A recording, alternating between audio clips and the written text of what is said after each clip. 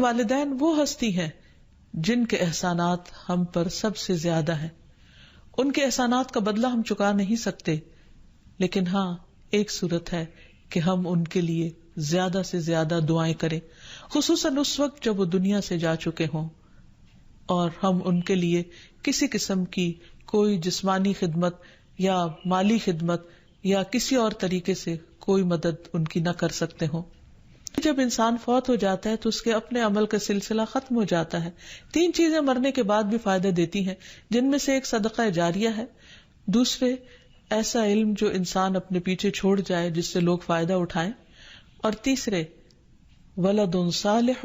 یدعو لہ، نیک اولاد جو اپنے والدین کے لیے دعائیں کرے. یعنی بیٹے کی دعا یا بچوں کی دعا اپنے والدین کے حق میں قبول ہوتی ہے، اس لیے خوب خوب دعائیں کرنی چاہیے. صدقہ دیتے وقت والدین کی طرف سے یعنی ان کو ثواب پہنچانے کی نیت سے صدقہ کیا جائے. اس سلسلے میں ہم دیکھتے ہیں ایک آدمی نے نبی صلی اللہ علیہ وسلم سے عرض کیا، میرے والد فوت ہو گئے ہیں اور انہوں نے مال چھوڑا ہے لیکن وصیت نہیں کی، تو کیا میں ان کی طرف سے صدقہ کروں تو ان کے گناہ معاف کر دیے جائیں گے؟ آپ نے فرمایا ہاں.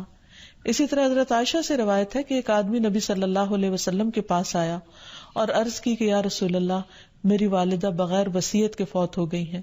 اور میرا گمان ہے کہ اگر وہ بات کرتی تو صدقہ کرتی، اگر میں ان کی طرف سے صدقہ کروں تو کیا ان کو اجر ملے گا؟ آپ نے فرمایا کہ ہاں. پھر اسی طرح والدین کے اگر روزے رہتے ہوں تو ان کے قضا روزے ادا کیے جا سکتے ہیں. اگر وہ حج نہ کر پائے ہوں تو ان کی طرف سے حج بدل کیا جا سکتا ہے، یہ ان کے لیے ایک بہت بڑا احسان ہوگا. پھر اسی طرح ان کی نظر پوری کی جا سکتی ہے کہ اگر انہوں نے زندگی میں کسی سے کوئی وعدہ کیا ہو اور وہ اسے پورا نہ کر سکے ہو، اللہ تعالیٰ کے لیے کوئی نظر مانی ہو اور اسے پورا نہ کر سکے ہو، تو اس کو ادا کر دیا جائے. والدین کے لیے دعا کرنے سے پہلے اللہ سبحانہ وتعالیٰ کی حمد و ثنا بیان کیجیے، پھر نبی صلی اللہ علیہ وسلم پر درود بھیجیے، اور پھر اپنے ماں باپ کے لیے دعائیں کیجیے، کیونکہ یہ اللہ تعالیٰ کا حکم بھی ہے، وَقُلْ رَبِّ ارْحَمْهُمَا كَمَا رَبَّيَانِي صَغِيرًا،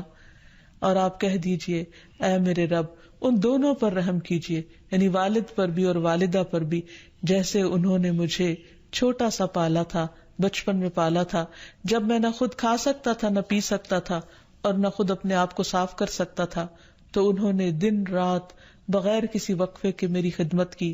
تو اے رب اب جب کہ وہ بڑے ہو گئے ہیں، وہ تیری رحمت کے محتاج ہیں، تو ان پر رحمت فرما اور ان کی مشکلات آسان فرما. پھر اسی طرح والدین اگر زندہ ہو تو بھی دعا کی جائے، اور اگر وہ فوت ہو جائے تو وہ اور بھی زیادہ دعاؤں کے مستحق ہو جاتے ہیں. جب برزخ میں والدین کا درجہ بڑھا دیا جاتا ہے یعنی بلند کیا جاتا ہے، تو وہ پوچھتے ہیں کہ ہمیں درجے کی یہ بلندی کیوں کر حاصل ہوئی، تو انہیں بتایا جاتا ہے کہ یہ تمہاری اولاد کی دعا کی وجہ سے.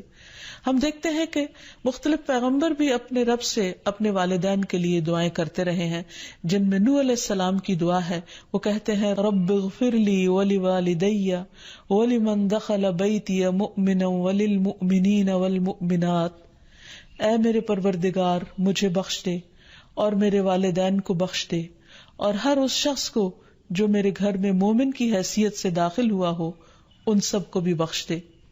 اسی طرح ابراہیم علیہ السلام کی دعا ہے ربنا اغفر لی ولوالدی وللمؤمنین یوم یقوم الحساب، اے ہمارے پروردگار مجھے، میرے والدین اور تمام مومنوں کو اس دن معاف کر دینا جس دن حساب لیا جائے گا. پھر اسی طرح ہم دیکھتے ہیں کہ صحابہ کرام اپنے والدین کے لیے دعائیں کیا کرتے تھے، جن میں خاص طور پر حضرت ابو ہریرہ کا ذکر ملتا ہے کہ وہ ایمان لے آئے تھے لیکن ان کی والدہ مشرکہ تھیں، اور وہ نبی صلی اللہ علیہ وسلم کے بارے میں ایسے کلمات کہہ دیتی جس سے ان کو بہت تکلیف ہوتی. تو ایک مرتبہ اسی طرح کے کچھ کلمات سن کر وہ روتے ہوئے نبی صلی اللہ علیہ وسلم کے پاس آئے، کہنے لگے کہ یا رسول اللہ صلی اللہ علیہ وسلم، آپ میری والدہ کی ہدایت کی دعا کیجیے. بہرحال آپ صلی اللہ علیہ وسلم نے ہاتھ اٹھا دیے، ان کے لیے دعا کی، اور جب حضرت ابو ہریرہ واپس گھر پہنچے تو ان کی والدہ اسلام قبول کر چکی تھی. حقیقت یہ ہے کہ والدین کے لیے خود بھی دعا کرنی چاہیے اور دوسروں سے بھی دعا کی درخواست کرنی چاہیے. حقیقت یہ ہے کہ ہم پر انسانوں میں سے سب سے بڑا احسان ہمارے والدین کا ہے. اللہ سبحانہ وتعالی نے اپنے حق کے بعد سب سے بڑا حق ہمیں والدین ہی کا بتایا ہے. والدین میں سے بھی خاص طور پر ماں کا حق ادا کرنا اور بھی زیادہ ضروری ہے، کیونکہ باپ کے مقابلے میں بچے کی پیدائش، تعلیم اور تربیت میں ماں کا حصہ اور ہاتھ زیادہ ہوتا ہے، وہ تکلیفیں بھی زیادہ اٹھاتی ہے. اور والدین کا حق ادا نہ کرنا کبیرہ گناہوں میں شمار ہوتا ہے، اور کبیرہ گناہ وہ ہیں کہ جن پر اگر انسان توبہ کیے بغیر مر گیا تو قیامت کے دن سخت پکڑ ہوگی. اور اسی طرح والدین کو رلانا بھی کبیرہ گناہ ہے، ان کو گالی دینا کبیرہ گناہ ہے. پھر اسی طرح والدین تو وہ ہستی ہیں کہ جن کے لیے دعاؤں کے ساتھ ساتھ ان کی طرف سے صدقہ خیرات کرنا بھی خصوصاً ان کے زندگی کے بعد بہت فائدہ مند ہے. انسان کو اگر زندگی میں کچھ مشکل پیش آئے، اپنے بچوں کی طرف سے کوئی پریشانی ہو، یا اپنی صحت کی طرف سے، یا کاروبار اور روزگار میں اگر کوئی پریشانی ہو، تو اس وقت انسان کو اپنے والدین کے ساتھ حسن سلوک کرنا چاہیے. یہ ان نیکیوں میں سے ہے جس کی وجہ سے انسان کی مشکل بہت جلد حل ہو جاتی ہے. تو خلاصہ یہ ہے کہ انسان اپنے والدین کے ساتھ جو احسان کر سکتا ہے، اس میں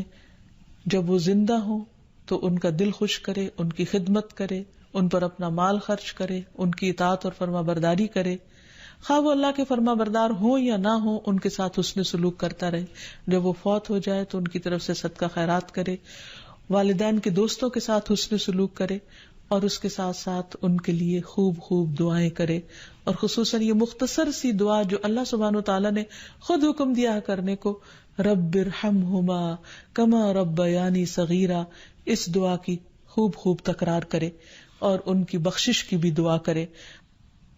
اور آخر میں ہم سب دعا کرتے ہیں اپنے والدین کے لیے کہ اللہ تعالیٰ ان پر اپنی رحمتیں فرمائے اور ان کو اپنا پسندیدہ بنا لے، اور اگر وہ دنیا سے جا چکے ہیں تو انہیں جنت میں اعلیٰ مقامات عطا فرمائے. وآخر دعوانا ان الحمد للہ رب العالمین. السلام علیکم ورحمۃ اللہ وبرکاتہ.